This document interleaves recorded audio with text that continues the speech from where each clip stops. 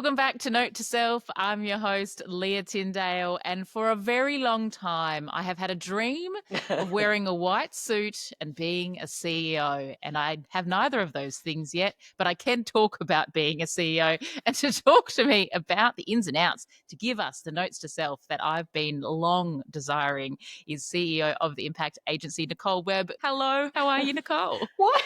Why the white suit?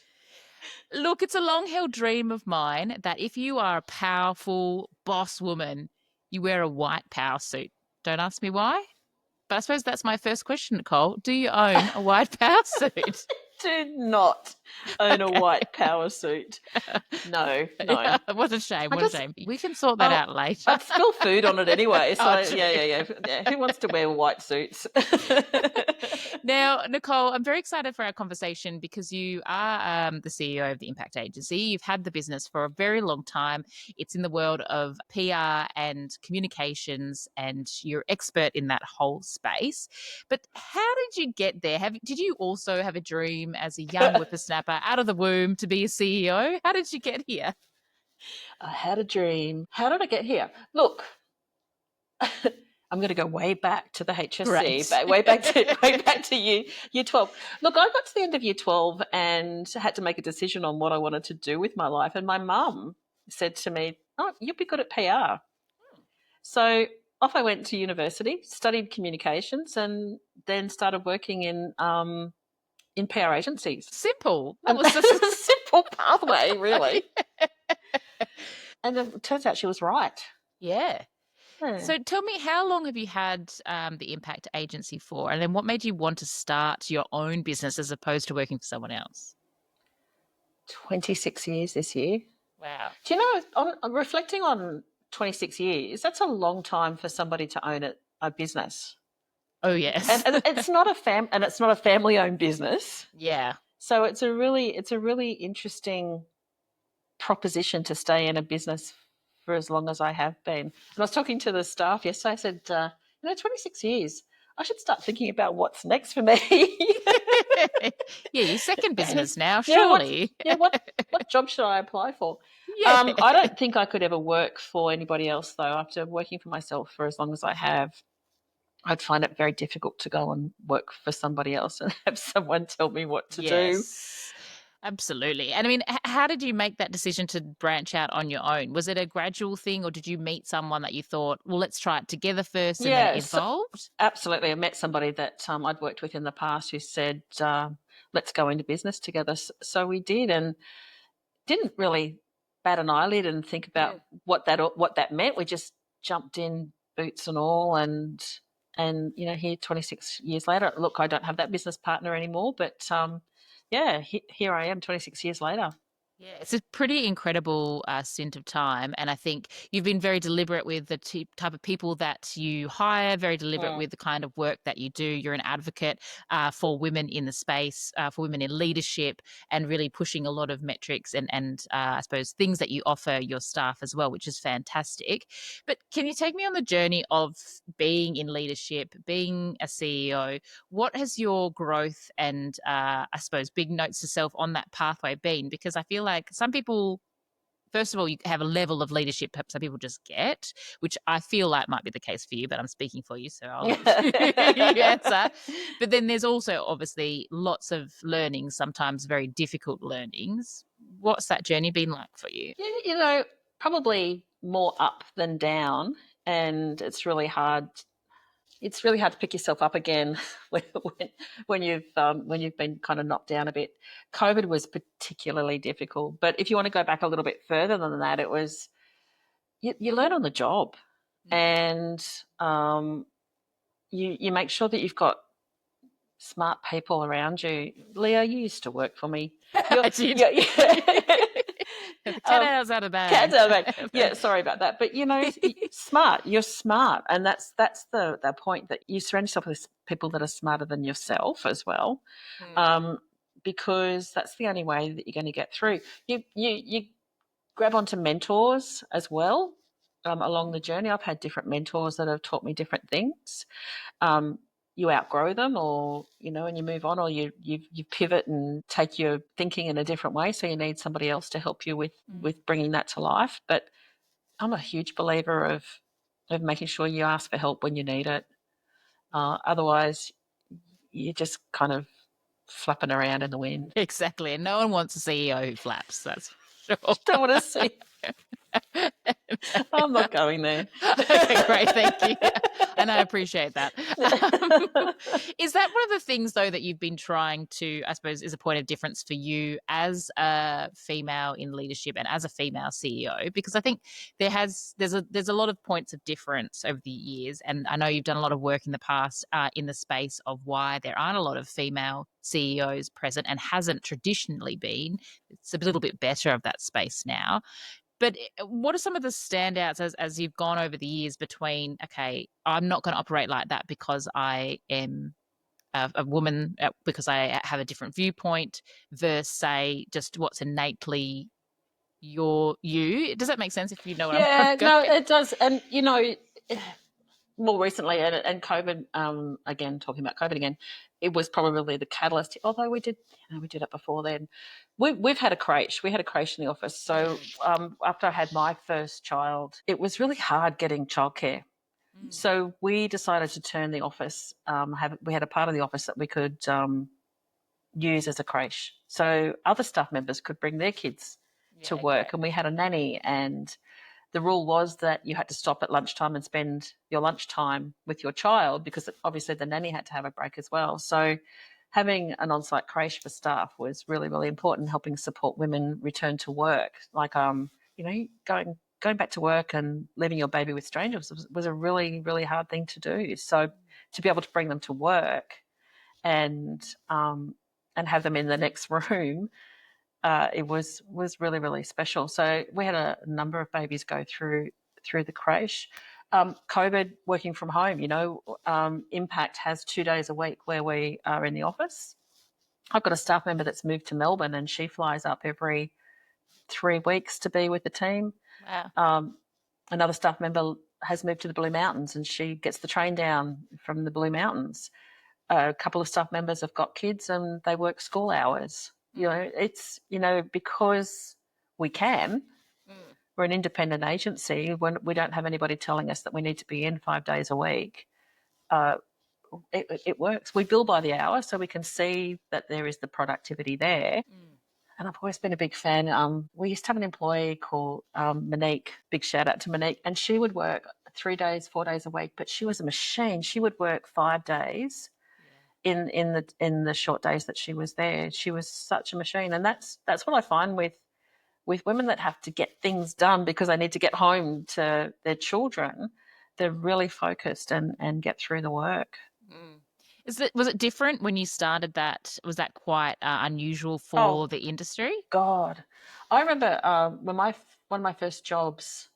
And I wrote about this in one of the Impact blogs. Was I would go to award ceremonies. So the old was the Public Relations Institute of Australia, that's now called CPRA, and they would have their Golden Target Awards. And it'd be a table of 10. There'd be one bloke at the table and the rest would be women.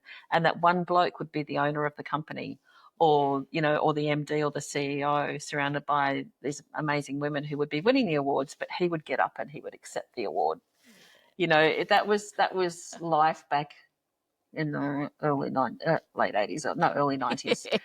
But so much has changed, and I wasn't aware of it. Reflecting on it, I can see that was happening. But when you go out and start up your own business, you don't think there's going to be any gender issues. Yes. You're starting up your company. You just want to start up your business. You want to do better than everybody else. And then and then every now and again something will come along and go, well, you didn't win that pitch because you didn't have any blokes in the room. Or you walk into a pitch and I'll go, oh, don't you have any men working for you? And don't get me wrong, we've had males working at Impact.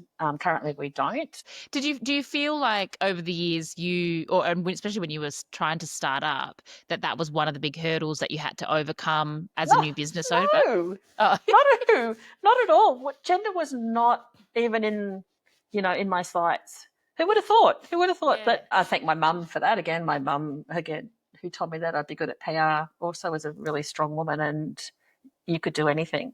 Mm, So that's great.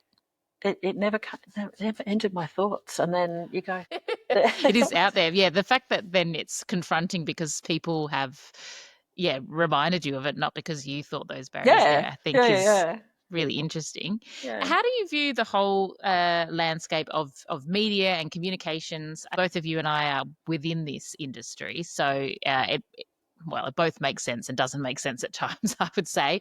But how do you feel like you've seen it change and evolve over time? Is there things that frustrate you about the industry now that you wish could be different, or do you feel like we are going in the right directions? Does it regardless whether it's to do gender, whether it's to do the way we do our news and our storytelling? What's your journey in that space, and what have you seen? That's a really good question, Leah. I think we're heading in the right direction.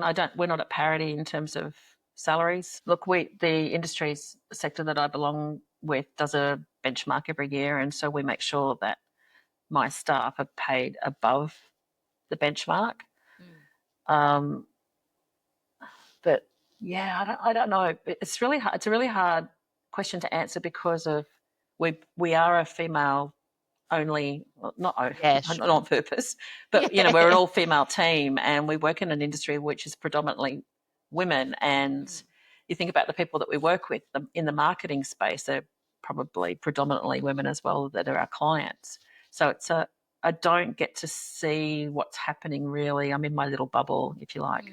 Yeah, okay. I mean, that's nice. I can protect you, I think, so, from the cruel world out there. Yeah. It is interesting, though, because obviously the world of PR especially has traditionally, I suppose, had a little bit of a bad rap, especially when it comes to like marketing. And there was this whole kind of, I was supposed to say party boys mentality of you take the client out, it's like the Mad Men situation of, you take them to the strip club and whatever, which is just wild to me. And I remember my first, and people may not realize I did start my change of career life in PR before I moved to the other side of the media world. But one of my first jobs, I remember Not with we went me. to, not with you, Yeah, thank yes, you. a different PR So where are you company. going? Yeah, different PR company. There was a little bit of that about, put down the black card and let and treat the journalists to a good time kind of situation. What's it like at the moment? Because I, as a journalist, well, not a journalist, a radio person, I don't experience any of that. No one's given me any good times, Nicole. Sorry to say. So what's happening in that space? Is that completely gone? No, there's still junkets around. There's more transparency around it, I guess, that if you're invited to, I don't know, for a holiday in Fiji, that Yeah, you're sure. clear at the end of your story that you were invited as the guest of whoever it is that sent Sure. you, and to your detriment if you don't, really. True. Yeah. Okay. I feel Um, like I'm a bit sad though. If I'm there's sorry, you missed out on that whole I came too late. strip club experience, Leah. That's my dream. Wear a white suit and go to a strip club. clubs. Oh well, but in the meantime, I'll just have to suffice hearing about the stories. Were you ever not made to do anything? That sounds terrible. But when you didn't have your own business and you were in the world of PR and learning the ropes as a young Nicole. No, they left you. One of my first jobs was with a male-owned PR company, and when I asked, I don't know how long I'd been in the company for. When I asked if I could please go to a client meeting, please, Yeah. can I leave the office, Oh, please? no. The response was, "Why would you want to do that? We just drink beer and swear." That's so funny. Did you say that sounds like me to a T? Oh, no. So I don't know if, and correct, that could be corrected, but I don't know if any of the female young PR agents were ever invited along to those okay. secret men's business kind of things. Yes. Thankfully, Yes. maybe they had some insight to know better. Yeah, maybe it was filled with wisdom. That's why, which is brilliant. So Oh, wise. well, I'm glad that you weren't scarred at an early age, Nicole. It's probably why you're such a great boss, though, because you didn't have any of that filth in your brain. Thank you. Hopefully. But if people are thinking like myself that, oh, it'd be so great to be a CEO or to be in a position of leadership, what are some of the things that you think of that would be, I suppose, inspiring and maybe helpful as advice for any young people wanting to go and follow that path? Have a chat with people that are in those businesses and in those situations, and people are, I'll tell you what's and all what it's like and what to look out for. I think that's really important that you have those conversations, and then when you do decide to do it, get yourself a good mentor Yeah. to help you. Financial literacy is really, really important. I cannot state how important it is when you're setting up your business.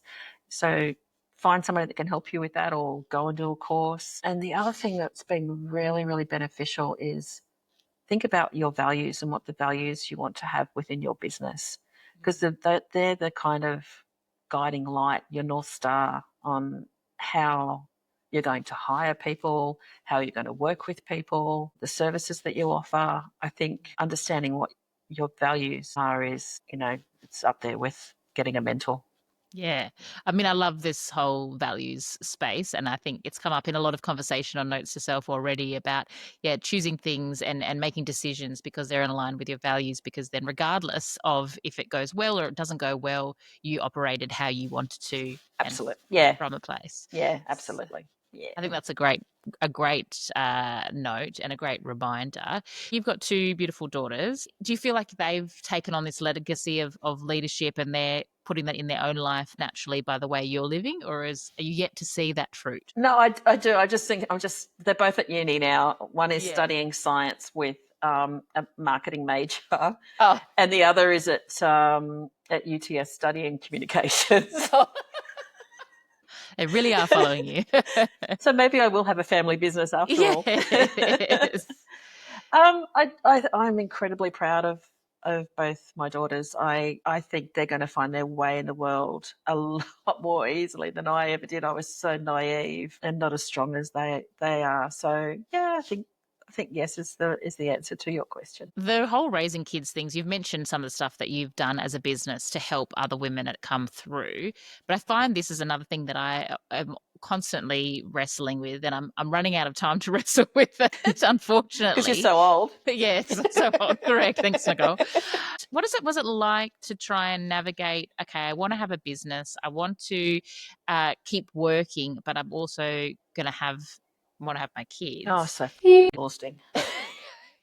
Okay. Great. How do I do it? Having great staff. And because you work for yourself, you can set how many days you want to work, the hours that you want to work. No, I wanted to make sure that I dropped the kids off at school every day. And so I would come in after I dropped the kids off. Um, they've got swimming carnivals. There's so much that the kids do, that to have the flexibility, working for yourself and having the flexibility to be able to go and attend the things that you want to attend to. I mean, you can't go to everything, and that's fine. Otherwise, you just wouldn't be going to work at all. Yes. But you need to have the right people in the business that you can trust, that can do the work that you need them to do while you're not there. Yeah. It's such a scary thing, though. Did you find before you chose to have kids, it was a bit of a wrestle because of, you are a career orientated, smart woman? Not to say that you're not that if you aren't wrestling to have kids, but I think it adds another layer if you want to keep your career. So was that a really difficult decision for you, or is it something you Yeah, always wanted I and then think it just came about? because you run your own business, you're not doing anything to your career when you go off and have Sure. children.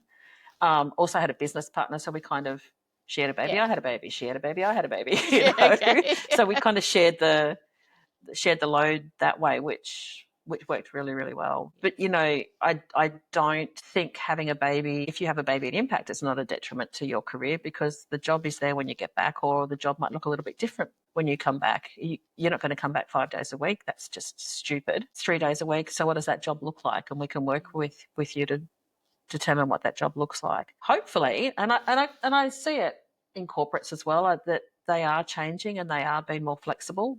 You don't keep staff. Yes. And if you want to yeah. keep good staff, you do everything you can to make sure that they're dismount, and then when they come back is Seamless.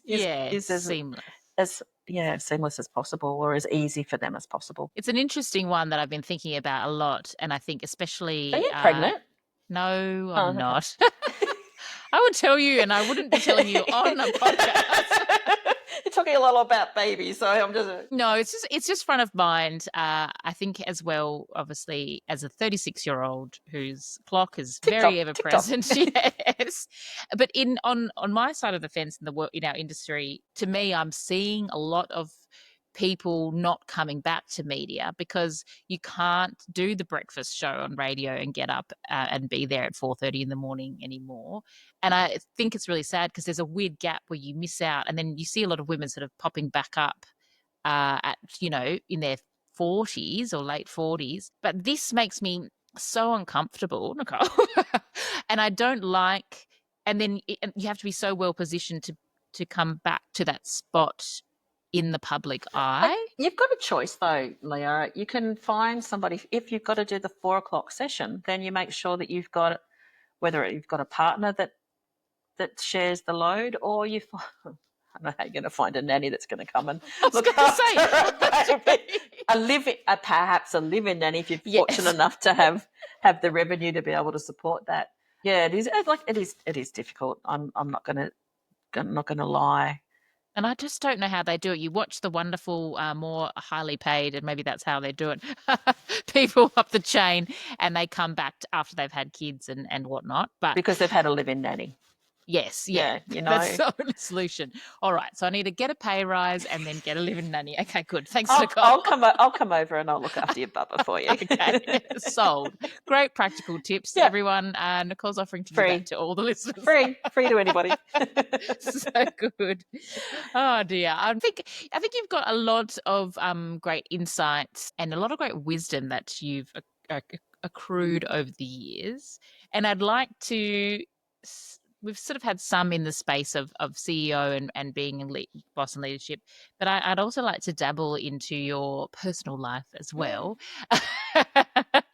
just briefly, if there are anything that comes to mind as things that have really been helpful for you, because to me, you're a woman of gumption and you're a woman of substance, and you're a real go-getter and with a lot of heart. And so I think I really enjoyed my time working with you because I resonated a lot with you. I think I see a lot of similarities in us. So therefore, because I'm trying to get as many notes to self to be the best person I possibly can, I would like to know, if we look just personally first, what are some notes to self that really have become some bedrocks for you for your personal life, and then we can look at professional after. Oh God, I feel like I need to lie on a couch. Okay, we can arrange that. And I think my advice should not be taken as.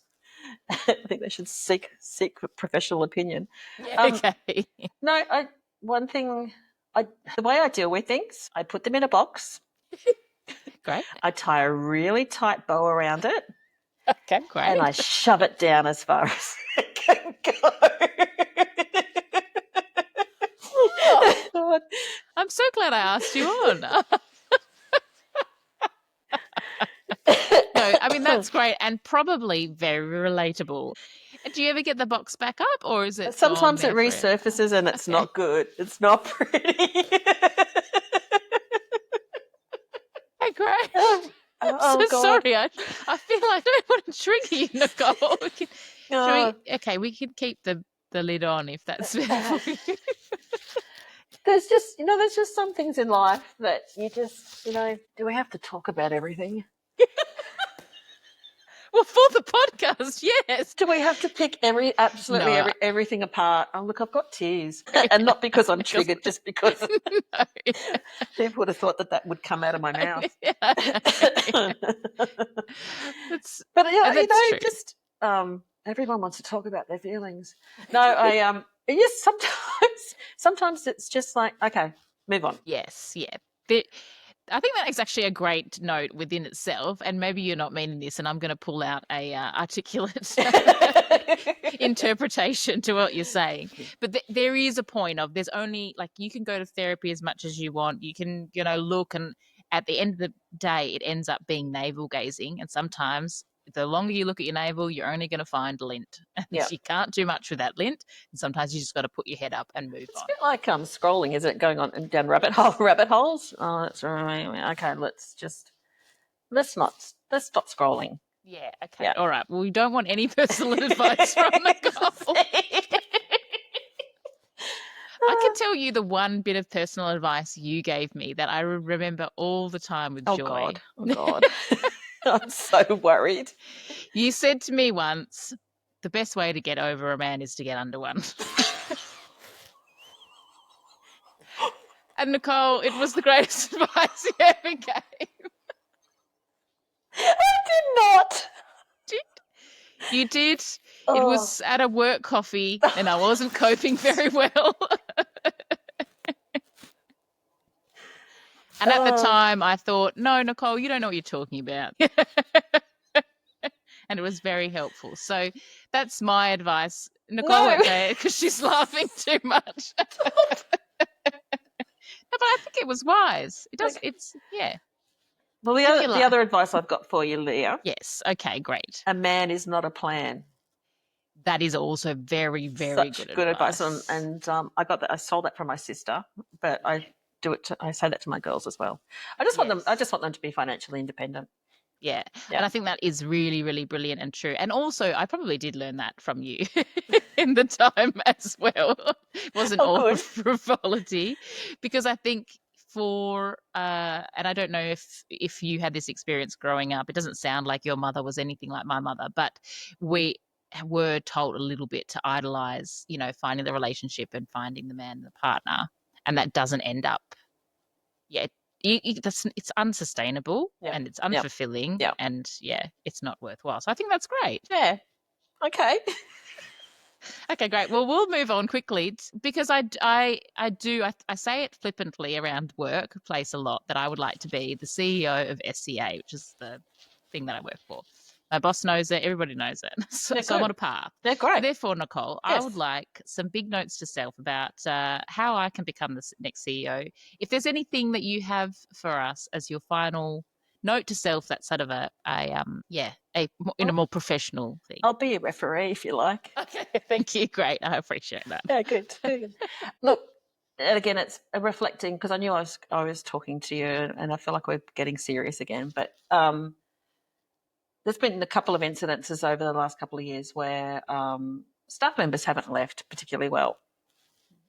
And it got me thinking about generosity. And one of the things that people tell me time and time again is how generous I am. And so I started going down some rabbit holes about why that is. And I don't do it to big note myself. I don't do it for the kudos. It's just part of my DNA. That's what it is. It's just part of my DNA. So you're going to come across staff members in your new role as CEO that will disappoint you. And I think it's just one of those things you just got to put in that box. Right. And tie a ribbon around it and just push it down and just move on. Yeah. Okay. I'm talking about people that leave the organisation. They will disappoint you. You've done everything that you can. You're a generous person too, Leah. I think we are two peas in a pod. Yes. But yeah, people will treat the generosity as a transaction and will take what they can, and damn the consequences. And I just, which is really sad, but you just have to. It is what it is. That's their problem, not your problem, and just move on. And it goes to your point of earlier as well about being value driven and value based, and because you know that that's how you want to operate from a place of generosity, regardless of someone's behaviour. And I think even if you are disappointed, then hopefully the disappointment can pass through you rather than stay with you. Yeah, because if it stays with you, what does it mean? Do I stop that generosity? And then that's not true to who I am. So I'm happy to be taken advantage of. I'll remember that. No. No, I think that's a great note to self to end with. I've had similar thoughts and feelings about it, and just on a friendship level, that I've had Yep. friends that haven't just wanted or been able to, or it's not in line with their values to show up how I would like to. And so I've come to a point now where I know I'm still going to do that because that's important to me. And if it doesn't come back, it doesn't come back, but I'm going to show up how I want to. So I think that's an applicable note to self for, It's a business, great note to for self for life. life, isn't it? Yeah. Yeah, Yeah. absolutely. Well, I better stop there before we open up any of these boxes that are buried deep within you. But Nicole Webb, CEO of the Impact Agency, always an absolute pleasure to chat to you. Thanks so much for being a guest on Note to Self. Thanks for the laughs.